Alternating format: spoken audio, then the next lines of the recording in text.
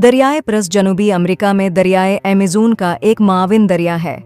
उसका निकासी का बीसन 3,71,000 और 44 मुरब्बा किलोमीटर है और औसत सालाना इखराज 11,207 मित्र मुकाब फी सेकंड है।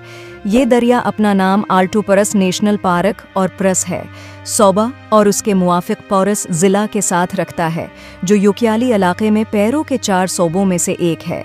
दरियाए प्रस पेरू में उठता है। ये एकड़ रियासत के वसत में पेरू और ब्राज़ील के दरमियान सरहद की वजाहत करता है।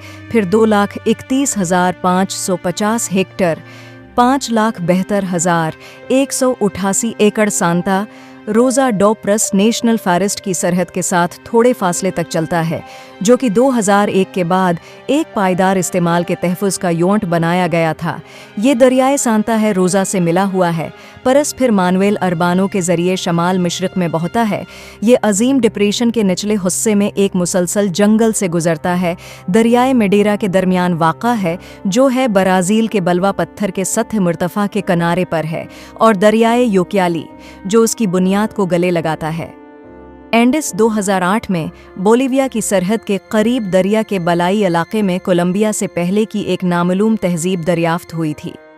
इस खते में ज़्यादातर जंगलात को ज़री इस्तेमाल के लिए साफ़ करने के बाद सैटेलाइट की तस्वीर ने बड़े जियोमेट्रिक ज़मीनी कामों की बाक़ियात का इंकशाफ किया।